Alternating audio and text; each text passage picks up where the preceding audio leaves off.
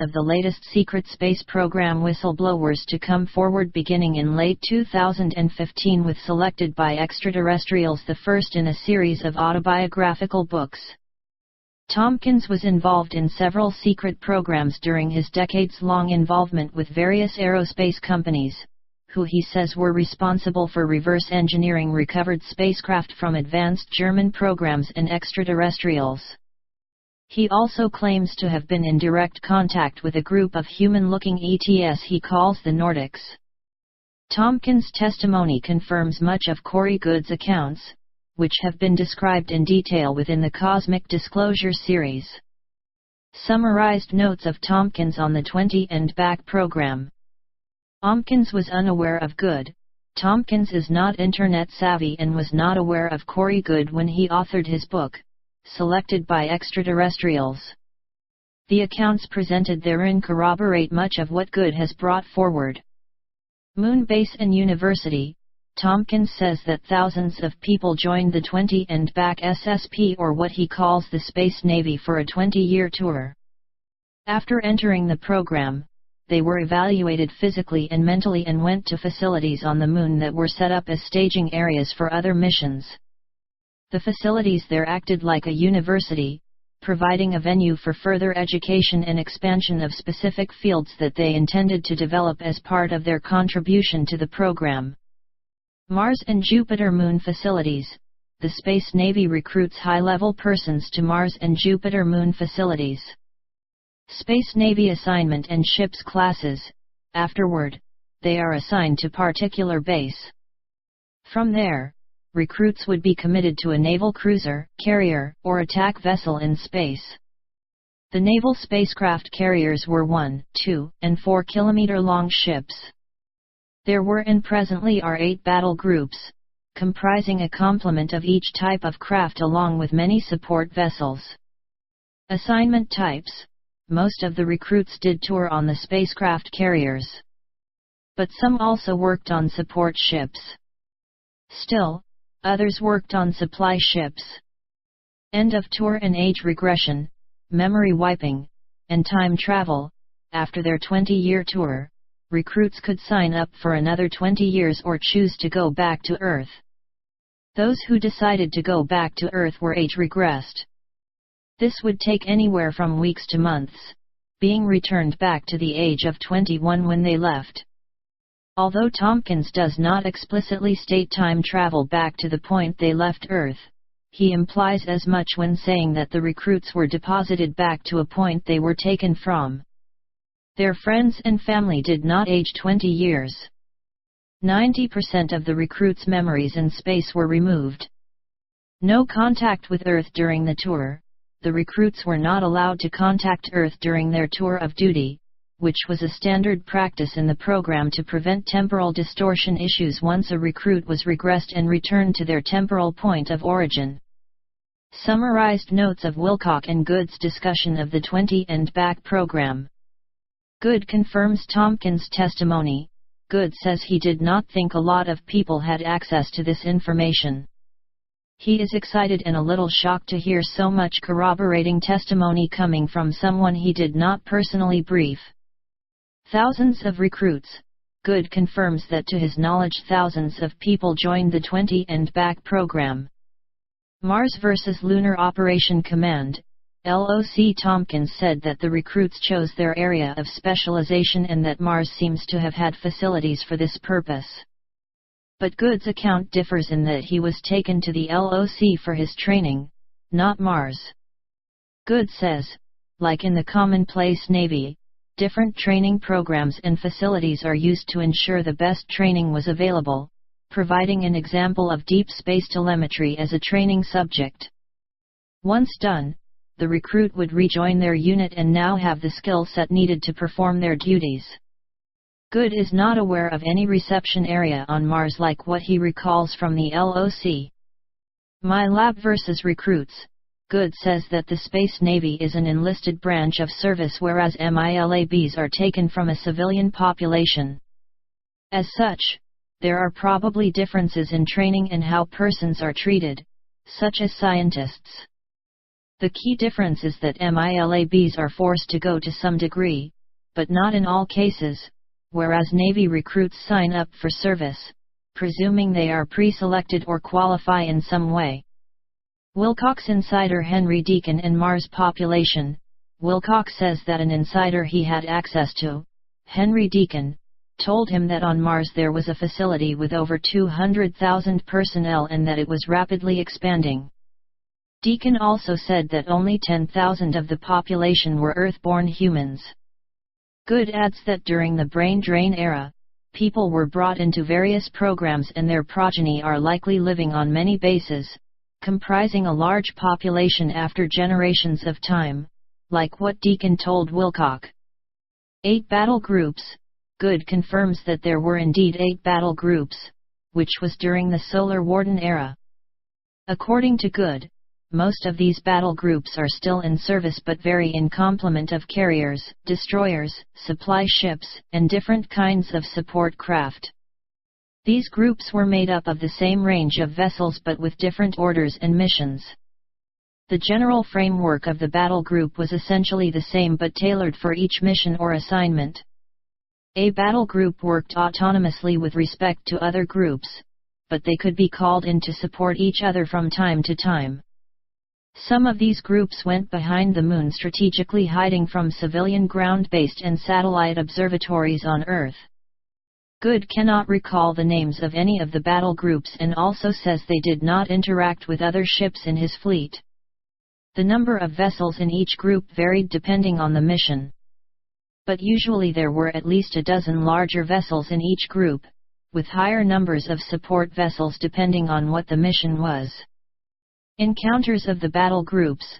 Goode says that some of the battle groups did have encounters that resulted in the damage and loss of ships that needed to be repaired for extended periods of time. In the beginning, before learning that the area around Jupiter and Saturn were off-limits, several major encounters resulted in massive losses and damage. These were from non-terrestrial weapon systems. Certain planets and planetoids in the solar system are off-limits, and if battle groups accidentally or purposely violated the territory, they would be attacked.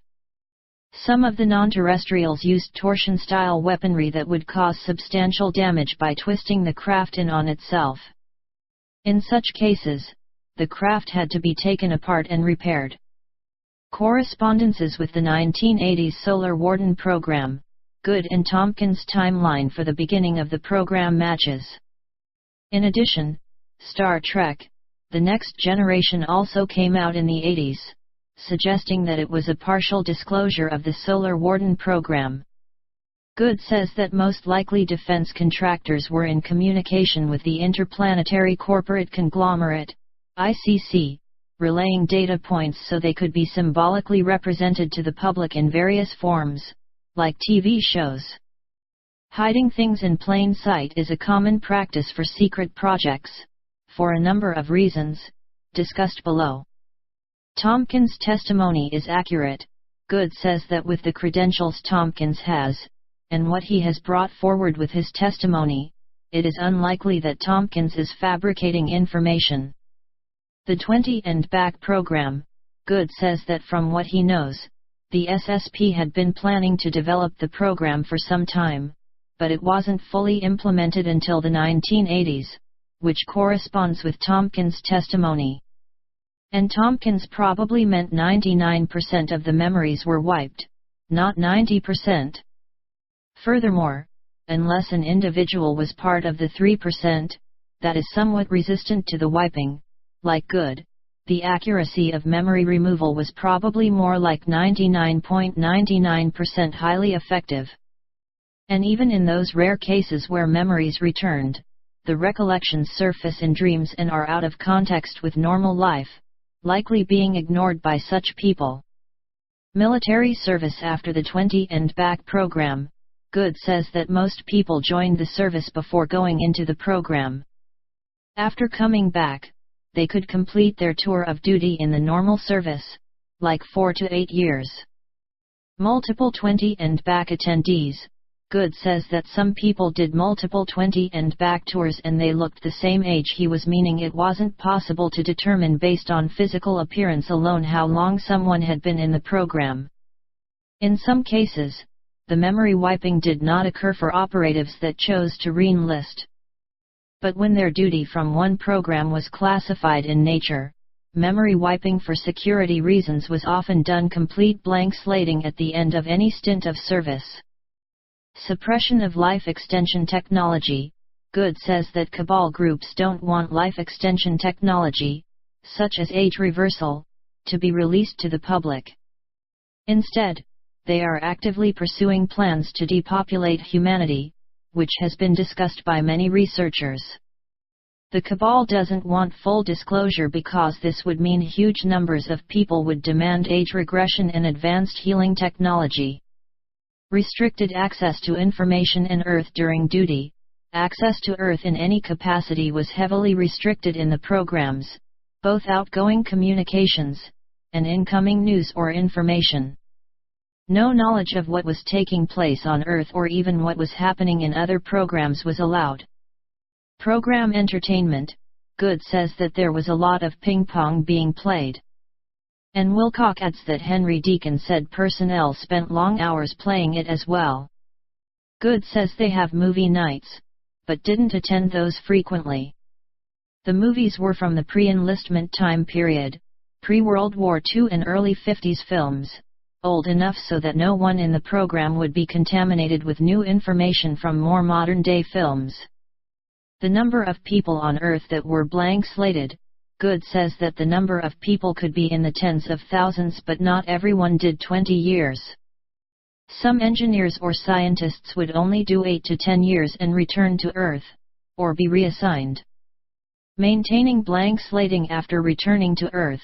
Goode says that after someone returns to Earth, an NSA-like organization monitors all former participants, and in instances where programming or memory wiping breaks down, they will be recalled, debriefed, asked to recount what they remember, and then blank slated again. Suspicions of Goode being replaced by a clone. Wilcock says that some people in the chat rooms, possibly on Gaia.com, suspect Goode was replaced by a clone because he is more articulate in comparison to when they started the Cosmic Disclosure series in mid-2015. Goode responded by saying when the series began he had undergone several surgeries, rotator cuff and bicep reconstruction, that he was taking medication for, which slowed his mental processes down. Recall that Goode also said after his experience with Kari, the inner Earth priestess, he began a vegan diet and stopped taking all medication, which would have a marked effect on his ability to think clearly and articulate himself. William Tompkins on the Interplanetary Corporate Conglomerate. Denial of ETS and thwarting the early space program. Tompkins says that a great number of high-level people within the programs refused to accept the fact that extraterrestrials existed. At Douglas Aircraft, TRW, and General Dynamics, top-level people thwarted the early military Solar Warden program, which had a benevolent mission, so it seemed to many, like Tompkins. Corporations participating in the military programs at the time had other projects that would potentially allow them to nullify the more overt programs he and others were developing. These corporate powers, using advances in space technology, developed the capacity to move off-planet to mine and exploit areas in the solar system and beyond, like the 12 closest stars near Solution Alpha Centauri was the first. Tompkins says this was for mining and extracting minerals or whatever they could for money-making purposes. Recall that Goode said the ICC had a great interest in exploiting space, using less than ethical means to do so. These corporate groups, the early ICC, were paralleling the space missions for industrialization, for making money. The early ICC was using the cream of the crop technology developed by the overt and heavily compartmentalized military programs that were working under the mission of expanding into space for protection and advancing the human race with the Solar Warden program. Tompkins says greed motivated the corporate powers, and they developed anything they could to that end. It should be noted that Tompkins never refers to the ICC by name, only indeed an agenda, which is effectively equivalent to the ICC described by Goode. But no clear connections to the ICC Goode describes have been explicitly made by Tompkins. Summarized notes of Wilcock and Goode's discussion of the interplanetary corporate conglomerate. Goode comments on Tompkins' testimony. Goode is shocked by how much of what Tompkins described sounds just like the ICC he discussed before. The ICC is a corporate-run and motivated organization, an assembly of companies that support the military-industrial complex, MIC. This group formed their own breakaway secret space program he refers to as the ICC. Peace versus conquest rivalry. Wilcock raises the point that Tompkins seemed to suggest there was a rivalry between contractors in the overarching program, which were not on board with the relatively benevolent mission of the Space Navy. This covert group of self-interested contractors wanted to pursue their interests, namely the exploitation of space at any cost, which on Earth is referred to as conquest. Goode adds that this darker conquest-driven group didn't want to be held back by the Solar Warden command structure, which likely had a more ethical mission, like defending the Earth and related assets from threats. Goode says that such breakaway groups have no oversight, even within the SSP, a kind of black budget, unacknowledged special access programs, group within the SSP itself. Technological gaps. Goode restates that the ICC had access to the most advanced technology, and the Solar Warden program was reliant on these contractors for their infrastructure. As a result, the ICC breakaway group had an advantage that the overt SSP couldn't counter by and large. ICC projects and missions in other star systems. Tompkins said that the ICC-like groups he mentioned were advancing into 12 star systems close to the Sol system. Wilcock asks for clarification. Goode says that these other systems were inhabited and it wasn't as simple as going there and immediately beginning projects. Diplomatic relations needed to be formed, but he does not remember any such relationships. However, recall that Goode's experience was heavily compartmentalized, and just because he lacks knowledge of certain aspects does not mean they are untrue or don't exist. Goode says he did go to a global galactic League of Nations, GGLN, facility on a moon around a gas giant, and this moon was most likely built by the ICC. ICC command structure. Goode says the command structure for the ICC could be headquartered on Earth, but that there are other operations extending far beyond the solar system. For example, an executive at TRW with over 20 years' experience is an excellent candidate to manage an ICC project, what Goode has previously referred to as a super board that is filled with executives from other organizations that can make decisions. Goode says there is likely a high level of compartmentalization within defense contracting companies, such that selected executives know just enough to manage a project. But after they are brought on as a super board member, they are likely briefed to a higher degree. ICC products. Goode says that some of the items produced by the ICC are made on Earth and shipped up into space, sometimes mixed with other components from other facilities, like the one on Mars he visited in 2015. In such cases, contractors of all sorts, whether off-world or on Earth, could be working on products that eventually go into highly advanced technologies without realizing it. How does Tompkins know what he does? Goode suspects that Tompkins discovered much from his time in the service, but he also has access to high-level persons in the Navy. It appears the Navy is in a contest for power with some of these other groups. And groups within the Navy want the SSP disclosed. ICC involvement with the SSP Alliance. Goode says the SSP Alliance is made up of people that broke away from different programs, some of them former ICC. Recall that the primary rallying imperative of the SSP Alliance is the higher ethical and moral goals, which are to end the deplorable activity of the darker programs. This includes, but is not limited to, the full disclosure agenda and tribunal of those who committed crimes against humanity. ICC Alliance Goals. Goode says their goals are cosmic capitalism, which includes the trading of biological and technical assets to non-terrestrials for technology. The ICC is one of the groups involved in the galactic slave trade. When new technologies are received, they go to research and development projects that eventually filters down to other programs as needed. Wilcock counters by saying the ICC facility Goode visited on Mars didn't seem to be profit-driven. Goode responds by saying, as an example, many of the products received in the US look American and appear high-level, but in most cases, they are produced by what is effectively slave labor in other countries, using capitalist models wherein workers are provided slim wages to keep the machines of industry going. Goode suggests that some of the facilities developed for high-ranking ICC people are likely very advanced. ICC facilities handed to humanity after full disclosure. Goode says that many of the highly advanced ICC facilities will likely be handed to humanity after the full disclosure event. This is why the Blue Avians told the SSP Alliance to stop attacking and destroying ICC facilities on Mars. Recall the Mars atrocities from 2015.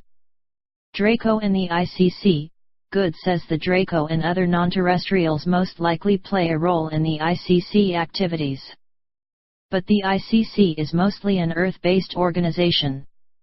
Analysis. Age regression programs and volition.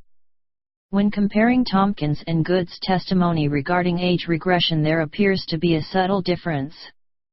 Tompkins refers to a space navy that had volunteers who were asked to participate in the program. Goode's testimony is similar in that he was recruited to volunteer himself into the program and was promised he would receive benefits after completion, but with the added element of MyLab influences. According to Goode's past testimony, he was participating in the secret space program as a child without his express consent and was subjected to memory wiping at that early age, suggesting that this kind of service is not voluntary to the same degree as the Space Navy program Tompkins speaks of. But Goode also said that the age regression program seems to require memory wiping as part of an agreement between the SSP and the group that provided the technology to them. It could be that there is some universal law principle being upheld, which Wilcock has discussed in the past. Goode does not explicitly state that he volunteered to have his memory wiped. In fact, the implication from his testimony is that he didn't know about this line item in the agreement he made, but this remains unconfirmed by him directly. Hiding the truth in plain sight and universal law. Briefly, from a lawful perspective, free will is one of the primary principles of creation. Thus, the mechanics of how free will beings interact with each other is the foundation of all exchanges or energy within the creation. On Earth, contracts are the basis for understanding the synergies of free will beings and the rules of manifestation, universal law, what has sometimes been referred to as magic. Contracts or agreements are not just words on paper, these are merely receipts for a metaphysical dynamic in consciousness. When one associates with another, in any capacity, a contract is in place. The idea being, while the cabal seems to have no moral compass whatsoever, they do need to acknowledge universal law or they would invite intervention from various positive forces. Part of this appears to be the disclosure of program details in works of fiction, albeit in an obscure way. In doing so, they provide a level of notice to the people, which have been informed of their machinations, even though most of us think we have been fully deceived. While notice in this regard obviously is lacking because what is received within the mind of the people is not functionally equivalent to the data within a cabal member's mind. Meaning, the disclosure through fiction notice wouldn't constitute an actual bona fide disclosure, meeting of the minds, in a court of true law on Earth, but it does seem to satisfy universal law to some degree, which on the surface seems perplexing. Spiritual evolution and personal responsibility. In an effort to understand how the cabal seems to use this loophole to their advantage, we will need to consider the goals of spiritual evolution and the responsibility of each individual. In short, there are no such things as dualistic, black and white, victim-abuser relationships. Each individual is partially responsible for what manifests collectively. This culpability crosses into the spiritual realm, meaning as part of our evolutionary journey in life, we might have agreed to be the victim of this or that situation to provide ourselves or another person a venue for spiritual growth. What better way to learn the importance of forgiveness than agree to be abused in a life experience? Of course, this is a controversial subject to many because almost no one has a memory of the spiritual contract negotiation of what they agreed to do in this life. Also, the traumatized ego would rather believe in pure victimhood, and therefore avoid personal growth, than to consider they decided to play a part in what happened during their incarnation. The overarching goal of the universe appears to be soul growth of the individual via experience and catalyzation. Thus, there is a careful balance and ministry for each individual such that everyone is always experiencing precisely what is the best for them to grow spiritually. This is why so-called random life events are not random at all if one is willing to look at the greater meanings of such things. In relation to disclosure and notice, reality itself provides the first level of primary disclosure. Another notice furnished by the Cabal likely ensures that a secondary notice won't come from other sources, like benevolent extraterrestrials. The law of one material, in particular, suggests that seeking for knowledge, in and of itself, ensures that someone or something will act as a courier. Seek and ye shall find. And the first right of duty in this regard would be the people closest to the seeking party, and the ones who helped manifest the contract, the Cabal. In other words, parties to a contract have the first duty to full disclosure and notice, and the contracts of interest here are those agreements implied by the collectively manifested reality. Spiritual forces or extraterrestrials cannot overstep the Cabal or the people to force disclosure because this would violate the contract. If the goal of spiritual evolution is a self-mastered sovereign individual, then the universe and the high spiritual agencies within it are beholden to provide experiences that facilitate that purpose. This includes the third density experience where individuals mingle and provide each other experiences for growth. The illusion of deception appears to be a major aspect of this catalyzing process. The poisoning of food and ineffectiveness of the medical system are good examples. Self-evident truth, notice of wrongdoing, and culpability. The fruit of eating poor quality foods is disease and poor health. Anyone who cares to dispel their own illusions about these deceptions can do so merely by contemplating their own experience. And yet, scores of people all over the planet continue to fall for the deceptions of food and the medical system. From a spiritual growth perspective, easily understood within the context of a contract, a purchaser of a McDonald's meal has enough experience within their life to suspect that eating such food is not good for them. These deleterious effects can be used to trigger the truth-seeking drive so that the individual gains more precise knowledge to eventually know without question that fast food is not healthy. In other words, when a person suffers from eating poor food, they bear the most culpability, and as such, the burden of change rests firmly on their shoulders. Even if McDonald's admitted to pushing poison food, this won't change the damage that has already been done. The person would have to take up that healing work on their own as a karmic correction for their own actions. In a similar way, all the machinations of the Cabal, although not clearly revealed to the people, are indirectly self-evident within experience itself. The primary reason why the truth remains unseen from the people is not because it isn't available, it's because the people aren't actively looking. Thus, from a spiritual evolution perspective, the karma created from self-imposed ignorance can only be alleviated by the individual themselves. In this way, as long as the Cabal disclosure the truth in some fashion, they place the burden of truth unveiling on the people. And since the people have largely chosen to remain ignorant, they suffer in the pitfalls of their own making. But to be clear, the fact that the burden of truth and change rests largely on the people's shoulders does not also mean the Cabal bear no culpability. It is just that the people are more culpable than the cabal in realizing the truth as individuals, and then as a collective, gathering to change the situation. If one considers the principles of causality, this makes perfect sense. Ignorance of personal responsibility leads to karmic correction and suffering. Imagine a man handing out bad candy in a public place. You observe that when someone eats the candy, they smile with pleasure from the taste but then quickly double over with stomach pain. The man is culpable for offering bad candy, but the people who eat it are more culpable because their choice was the initiating action, as they chose to eat the candy even though everyone who did got an upset stomach. Thus, the chain of causality clearly shows that without someone choosing to eat the candy, the bad candy cannot create the effect of feeling an upset stomach. Stated another way, the man's offer of bad candy would not cause any pain if the people simply chose not to eat it after watching the first person get sick. They chose to eat the candy despite data within their experience compelling them to think more carefully.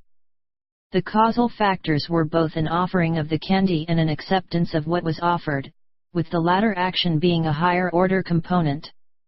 The universal laws of causality and free will are balanced in that one's choice to remain ignorant in an attempt to blame others for their own misfortune invites karmic corrections. In essence, the universe wants us to honor all our creations and choices, not just the ones we choose to focus on.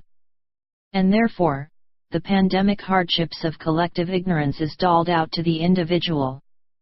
This is why trying to ignore negative things only makes the problem worse, as the part we need to play in correcting it cannot be recognized or acted upon. Assuming the aforementioned analysis of causality, culpability, and universal law is correct, there are a large number of collective hardships made possible by humanity's indifference and ignorance, such as pedophilia, human trafficking, pandemic disease, war, environmental destruction, and so much more. Accordingly, only when, as a people, we care enough about each other so that when one person is harmed we all feel compassion, will the social diseases we tend to blame on the cabal be recognized as a symptom of a holistic and collective problem. Coordination between SSP and astronomers. Goode said that various battle groups hide behind the moon to avoid detection from satellites. If Tompkins and Goode are to be believed, there are huge numbers of spacecraft flying about in the solar system at any given time, whether of extraterrestrial or SSP origin. But how is it that almost no photographs or images have been captured by astronomers in observatories, assuming that these crafts are not cloaked or invisible? Some might contend that the lack of photographic evidence supports the assertion that there are no such SSPs. But it could also be that a large and far-reaching coordination effort has been taking place behind the scenes. Consider that according to a report produced by James E. David, author of the book Spies and Shuttles since the beginning of the space agency's inception, it was actively involved with intelligence services like the CIA and NSA, under the guise of Cold War secrecy. NASA's reputation within ufology circles colorfully regard the NASA acronym meaning never a straight answer, and several whistleblowers have come forward alleging that images have been manipulated to hide various things, including SSP and non-terrestrial spacecraft.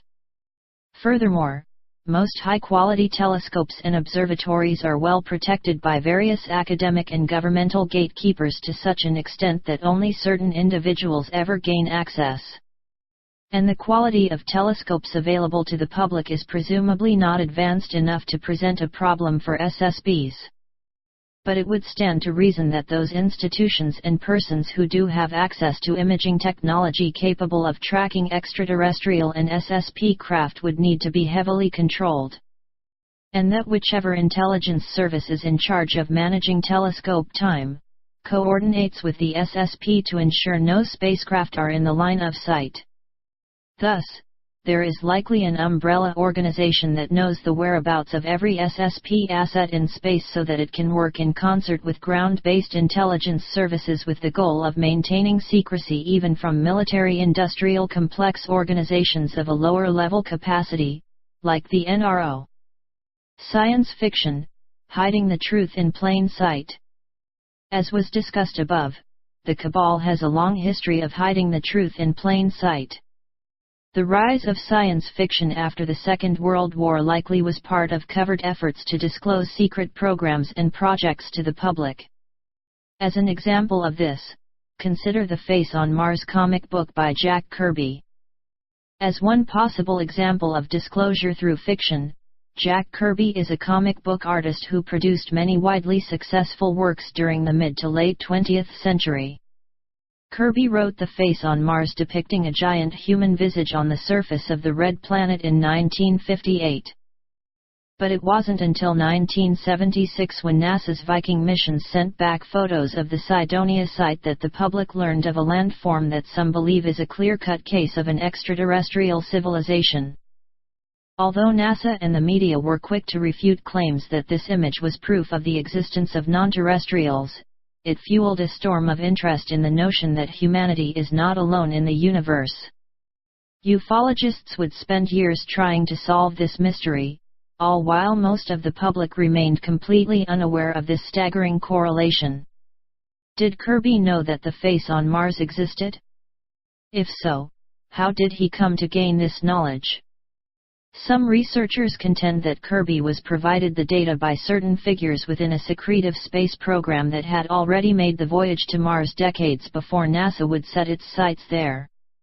If true, then this suggests what breakaway civilization and secret space program researchers have asserted for years, that there is indeed a hidden agenda to explore space that was successful beyond the wildest dreams of many who subscribe to NASA's contemporary plans for Mars exploration. One whistleblower claims that the Germans developed a hidden program to produce anti-gravity flying saucers as early as 1930, some 30 years before Kirby would pen his infamous comic book work. But again, for the average person, these claims are so controversial that many dismiss them out of hand, without a second thought that they might actually be true. Briefly, there are several advantages to disclosing program details into the public. There is a cosmic law component, which was already discussed above. Additionally, there is a psychological warfare aspect. When information is presented to the public under the guise of fiction, any truth it contains is regarded as fiction, and thus even if a whistleblower comes forward or documents are revealed, most people will not take them seriously. The very popular TV series Star Trek: The Next Generation, which, as Wilcock said, was released in concert with the 20 and back Solar Warden program during the 1980s, suggests it was used as a disclosure through fiction tool. As will now be discussed, in order to maintain secrecy, using an obfuscated disclosure campaign alongside real programs is needed to prevent the public from spontaneously gaining knowledge of it through telepathic means. This idea of telepathic revelation in the general population is somewhat fringe. Keeping secrets of a large magnitude is not an easy thing. Due to the fact that through the collective consciousness mechanisms inherent within coherent systems of energy and consciousness, the brain-earth-mind connection, information can spontaneously become known or be received by people who have never been in contact with elements of secret projects. As a result, if there wasn't a coordinated disclosure through fiction campaign happening, the public would eventually become aware of hidden truths as a function of morphogenetic osmosis, for lack of a better term. Dr. Michael Persinger, a researcher who helped create the Koran helmet, popularly known as the God helmet. He presented evidence during a 2007 talk he gave at Laurentian University that during times of quiescent geomagnetic activity, information can emerge into a person's mind, especially during dreams and theta states. While the receiving party may not understand specific details, the data is still there and will eventually form a coherent narrative if left unchecked. If one considers the properties of the morphogenetic field, as described by Rupert Sheldrake, then there is enough evidence to suggest that all secrets could eventually become known through spontaneous telepathy or intuitive knowing. In an effort to address this problem of maintaining secrecy on the part of the Cabal, there are several solutions to draw from. By providing a facsimile of secretive data to the public within works of fiction, an anchor for the data can be subtly implanted into the minds of the masses in a controllable way. In this regard, when individuals telepathically receive data in a spontaneous manner, it will likely be assumed by this person that they are merely recalling aspects of what they saw in a work of science fiction. This would cause a normalization effect within the population at large, wherein people who do in fact receive real intuitive information in a remote-viewed fashion never consider their insights to be anything more than random thoughts. And finally, because of social engineering programs destined to destroy autonomy and critical thinking, even if someone does start to consciously realize they are receiving truthful information, they will likely never tell anyone because it is socially taboo. All of these things provide self-policing layers of obfuscation and information control as part of the social fabric and culture of society itself. What's more, the subconscious can be influenced to produce dream and intuitive experiences that are equivalent to spontaneously received data. In other words, by using disclosure through fiction tactics, it muddies the waters of intuitive insight and leads people to believe that what they imagine within their mind space has no association with reality, when in fact, there are profound correlations.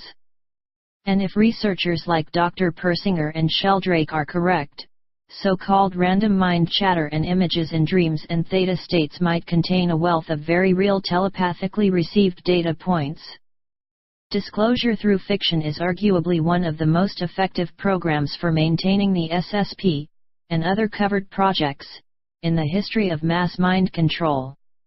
As a side note, this phenomenon of telepathic or spontaneously received information on the part of the public could explain why so many people claim to have been abducted or been involved in SSBs. Goode has said in the past that there are many people who say they remember things and that they could be former 20 and back participants.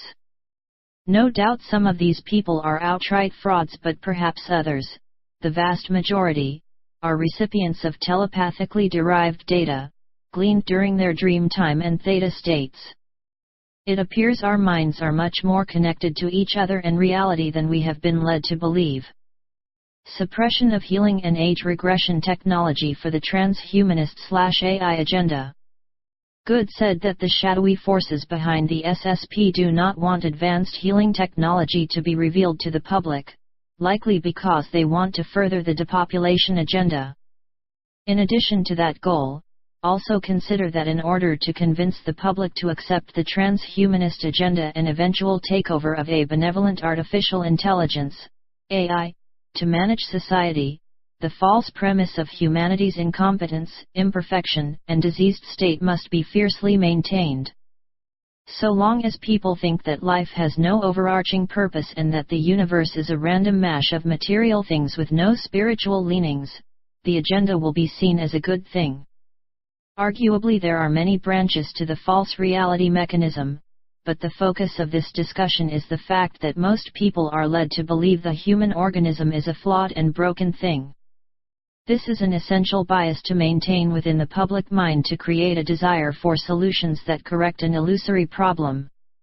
As David Icke would put it, this is a classic problem/reaction solution situation, likely involving the intentional destruction of the ecosystem, poisoning of the food supply, and corruption of the medical system so that the miracle of transhumanism will be widely accepted once it is finally revealed to the public, something that seems to be fast approaching. Greedy goals of the ICC. Both Tompkins and Goode discuss the greedy aims and intentions of the ICC, but as was just reviewed, there are likely other goals in mind. When one has the ability to print money without limit, the desire to earn more and more of it is no longer meaningful for those within the matrix of the financial system. This suggests that either the ICC is populated at the highest levels with those who are still manipulated by the enticement of monetary gain, or that there is another agenda. As was just implied, the cabal needs to maintain a false version of reality in order to produce a well-mind-controlled population that can be enticed to act as pawns in the system. And since compartmentalization is an essential part of the cabal's efforts, lower-level operatives who do not have access to limitless money would be motivated by monetary gains. Enticing contractors to maintain secrecy by offering large profit margins is one way to do this, which helps hide the existence of mining facilities operated by the ICC elsewhere in the universe. But for the ICC at large, money is simply a means to an end. And since money is not used in space, according to Goode, trade of technology and resources becomes the currency of the cosmos. Thus, the acquisition of any and all things is a generally good overarching goal so that all manner of things can be stored away in the event they may be used for future trade deals. Secrecy, Space Navy Contest, and the ICC. Tompkins suggested that the Space Navy's mission was of a benevolent nature, likely used to garner support from those brought into the program. Similarly, Goode said that many people in the brain drain were recruited under the guise of maintaining the continuity of the human race, that this was a noble and honorable task that required secrecy. Both of these overt mission statements would compel an ethical person comply with aspects of the secrecy agenda. But, a deeper, more covert agenda was hidden underneath this one, which is the exploitation or conquest of space. During the 15th century, the Catholic Church's doctrine of discovery formed the basis of the Western expansion, which is still used to this day. It claimed that in order to save all the souls on earth, all people must be subjected to the Roman Pontiff. Incorporation of nations, which occurs via letters patent, treaties, and constitutions, connect to the Vatican, on one level, because these founding documents do not rebut the papal Bull Unam Sanctam, 1302 CD, by Pope Boniface VIII, which states, "We declare, say, define, and pronounce that it is absolutely necessary for the salvation of every human creature to be subject to the Roman Pontiff." But obviously the beneficent salvation promised by such a public rallying cry was and is a fraud, as below so above. The Solar Warden program and Space Navy's overt mission, along with the decades of research that went with it, seemed to be a platform for insidious goals of space conquest to be realized. While teams of people advanced technology and exploration to a staggering degree, often with incredible compartmentalization so that no one ever fathoms how far things had progressed, the shadowy figures behind the programs advanced their true agenda. Thus, the ICC's motivations are effectively equivalent to the Vatican's doctrine of conquest and imperialism. But even with the best secrecy and compartmentalization methods, people within the Space Navy became aware of the darker agenda. Goode says that the Solar Warden program was dependent on corporate contractors for their essential infrastructure and technology, which made it difficult to counter any nefarious agenda without compromising themselves. This means that, for some time, it is possible the morally motivated people within the SSBs were likely gathering support for their eventual move to counter the nefarious agenda. In short, the SSP Alliance's moral imperative was quietly gathering support for decades, and if Goode is to be believed, it only recently became active through the SSP Alliance. There could still be white hats within the darker SSBs and Mike waiting to make moves to end the current systems of oppression. Slave labor through capitalism and the financial system. It is no secret that the financial system is presently and historically used as a form of free-range slavery. People who are unaware of this fact would likely argue it is simply a method of exchanging goods and services that is superior to barter and trade systems. But at present, billions of people on Earth directly participate in the machinations of the cabal through the financial system. Even the most morally and ethically driven people are forced to put their energy into the insidious agenda of the shadow government because everyone needs to earn a living. And in concert with the disclosure through fiction technique used by the cabal, consider the following. The theory of financial enslavement seems to be so widely accepted by a growing body of researchers it is openly revealed in pop culture like the TV series Rick and Morty.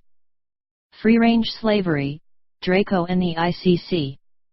The Draco, which also seem to be referred to as Crusaders in the Law of One, prefer autonomous service-to-self organizations, wherein they don't need to expend personal resources to receive benefits. This is one reason why free-range slavery systems like the financial paradigm are so essential to service-to-self parasitic groups. The philosophy of conquest and enslavement through self-policing autonomous organizations is most likely their greatest contribution to the ICC and by extension the Earth's Babylonian money magic system, dating back millennia. As such, the Draco may exercise a degree of management and control over the ICC, but it is the greed and philosophy of elitism, pushed onto the Earth thousands of years ago, which acts as the greatest influence. In a way, the ICC itself is a product of social programming of elitism and separation, a seed that was planted within humanity eons ago. The ICC and those motivated by conquest are just as mind-controlled as the general population who clamor for gadgets and a step up the social ladder, never realizing that the whole system is enshrouded by a self-policing slavery model.